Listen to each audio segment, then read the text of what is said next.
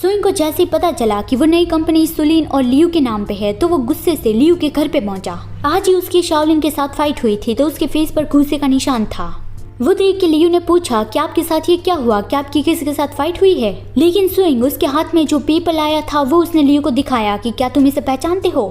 उस पेपर को देखते ही लियू की आंखें और भी ज्यादा फटी रह गई। सुइंग ने गुस्से से वो पेपर क्रम्पल कर दिया और लियू के फेस पर मारा। साथ में चिल्लाया कि कमीने लियू, मैंने आखिर तुम्हारा क्या बिगाड़ा था? तुमने और सुलिन दोनों ने मुझे धोखा दिया। उसने लियू के फेस पर 2 घूंसे मार दिए, चिल्लाते हुए कि तुमने मुझे सेड्यूस किया, मेरे साथ सो रहे थे लेकिन मेरी चीजें लेकर अपने क्रश को खुश कर रहे थे। मेरे साथ तो बस तुम नाटक कर रहे थे। क्या तुम्हारे अंदर कोई शर्म है या नहीं? तभी लियू ने उसका हाथ पकड़ के उसे रोका और उसे फ्लोर पे गिरा दिया और उसके ऊपर आ गया। वो सुइंग को शांत होने के लिए कहता है लेकिन सुइंग तो शांत होना ही नहीं चाहता था। वो गुस्से से चिल्लाने लगा कि आज तो मैं तुम्हें खत्म कर ही दूंगा। तुम एक पैरासाइट हो, मेरे साथ रहकर मेरा ही खून चूस रहे थे। उसने लियू के स्टमक में घुटने से किक मारी जो लियू को लगी लेकिन वो उससे दूर नहीं हुआ कि जियान भाई पहले मेरी बात तो सुनो।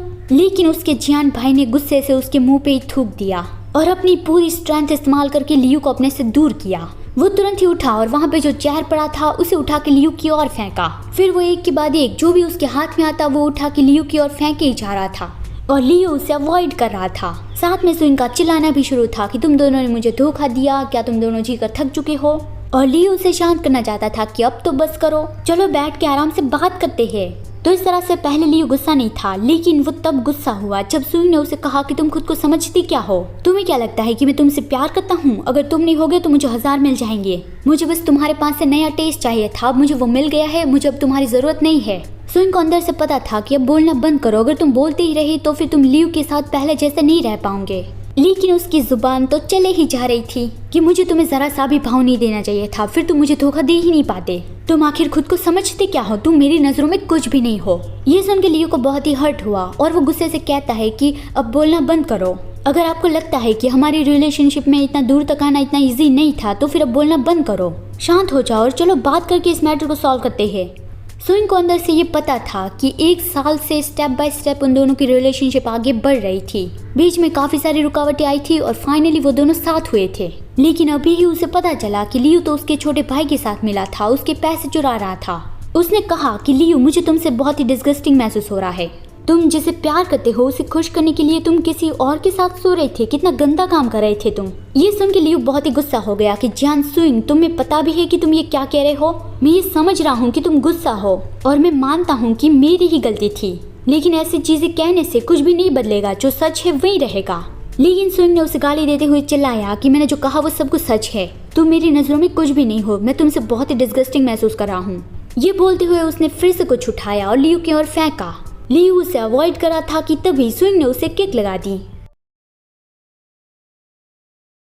सुइंग ने लियू को एक किक लगा दी लेकिन लियू ने उसका पैर पकड़ लिया और उसे फ्लोर पे गिरा दिया। उसके ऊपर आ गया और कॉलर खींच के चिल्लाया कि ऐसी बकवास बातें करना बंद करो।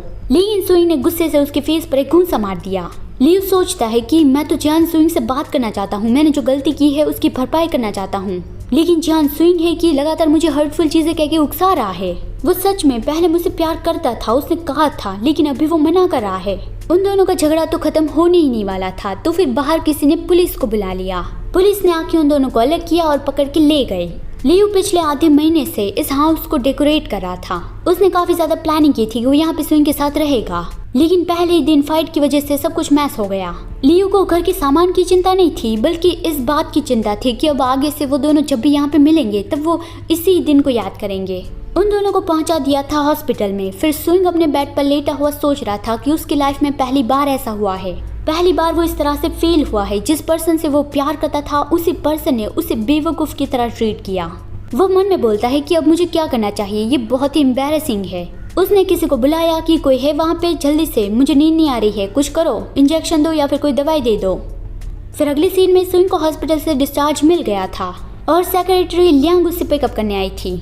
सुइंग ने उसे लियू के बारे में पूछा कि उसकी हालत कैसी है। सेक्रेटरी ने ऑकवर्डली बताया कि वो तो जवान है तो उसे कुछ भी नहीं होगा, वो जल्दी ठीक हो जाएगा। सुइंग सोचने लगा कि लियू इस बार यही डिजर्व करता था, मैंने उसके अच्छे से पिटाई कर डाली। उसे लियू की चिंता होने लगी कि वो जरूर ही सीरियसली इंजर्ड होगा, क्या इसके बाद उसे कोई प्रॉब्लम तो नहीं होगी ना। और रियलाइज होते ही वो बहुत ही गुस्सा हो गया कि ये मुझे क्या हो रहा है, मैं उसकी चिंता क्यों कर रहा हूँ। फिर 2 दिनों के बाद लियू को भी हॉस्पिटल से छुट्टी मिल गई।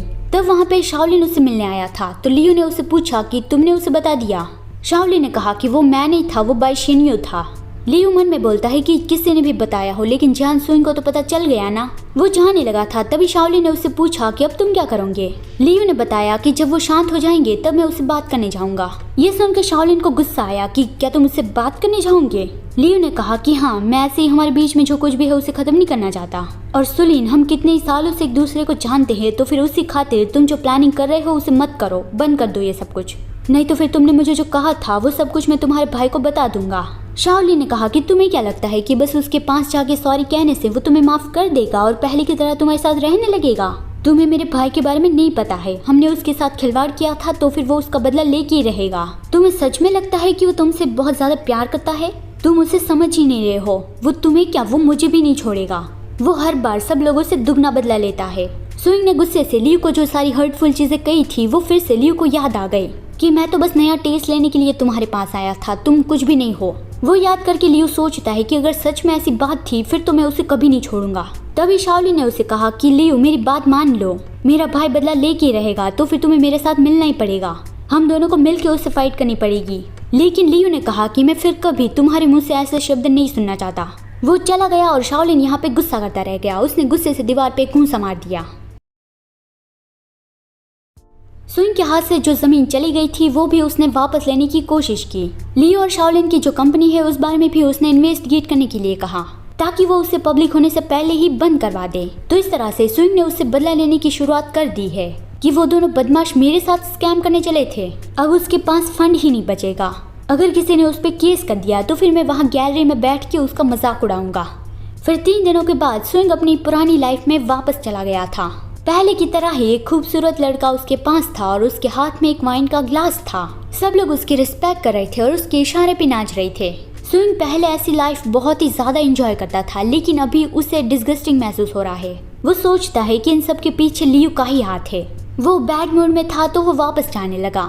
फिर उसकी तबीयत खराब हो गई थी तो फिर रास्ते में ही वो गाड़ी रोक के एक पेड़ के पास चला गया उल्टी करने के लिए। वो सोच रहा था कि जब से मेरी मॉम इस दुनिया में नहीं रही तब से किसी ने भी मेरी परवाह की ही नहीं है। सुइंग पहले ऐसा महसूस करता कि वो अकेला है और कोई भी उसकी मदद करने के लिए नहीं है। वो अंदर से खुद को हिम्मत देता कि मैं बहुत ही स्ट्रांग हूँ, ये कुछ भी नहीं है। दूसरों पे निर्भर रहने से अच्छा खुद पे निर्भर रहने वाले लोग ज्यादा स्ट्रांग होते हैं। अभी ही वो ऐसा करके खुद को मनाने वाला था, लेकिन उससे ऐसा नहीं हो रहा था। वो सोचता है कि अगर मैं लियू से नहीं मिला होता तो फिर मैं ऐसा कमजोर महसूस नहीं करता।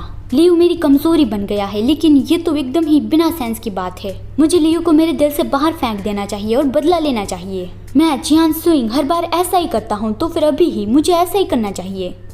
अभी ऑटम वाला मौसम चल रहा है और रात का वक्त था और सुइंग को बहुत ज्यादा ठंड लग रही थी। फिर जब उसकी आंखें खुली तब वो बेड पर था और उसके सामने था शाओजू। सुइंग की आंखें खोलते ही उसने कहा कि आप जाग गए। तो उसे देख के सुइंग झटके से उठा कि शाओजू तुम यहाँ पे क्यों हो। शाओजू ने बताया कि कल आपने केविन को कांटेक्ट किया था ना, तो कल उसका बॉयफ्रेंड उसके घर पे था तो उसने मुझसे कांटेक्ट किया और बताया कि मैं आपको यहाँ पे ले आऊँ। केविन मतलब कि वही हेयर ड्रेसर जिसके पास सुइंग बाल कटवाने जाता है। शाओजू ने उसे पानी दिया और सुइंग वो पीते पीते सोचने लगा कि हाँ, लास्ट नाइट मैंने केविन को कॉल किया था, लेकिन उसके बाद क्या हुआ वो मुझे याद नहीं है। उसने शाओजू से कहा कि मैं काफी वक्त बाद तुम्हें देख रहा हूँ। तो शाओजू ने भी कहा कि हाँ, हम काफी वक्त बाद मिल रहे हैं। जब सुइंग की रिलेशनशिप लियू के साथ अच्छी चल रही थी तब लियू ने जबरदस्ती उसका फोन ले लिया था और जो सस्पिशियस कांटेक्ट लगे वो डिलीट कर दिए थे, जिसमें पहले शाओजू का कांटेक्ट ही डिलीट हुआ था। अभी शाओजू सुइंग को ब्लैंकेट से कवर करता है और बताता है कि मैं अभी आपके लिए कुछ खाने को ले आता हूँ, खाना गर्म ही है। फिर सुइंग खाना खाते हुए उसे पूछता है कि ये कौन सी जगह है।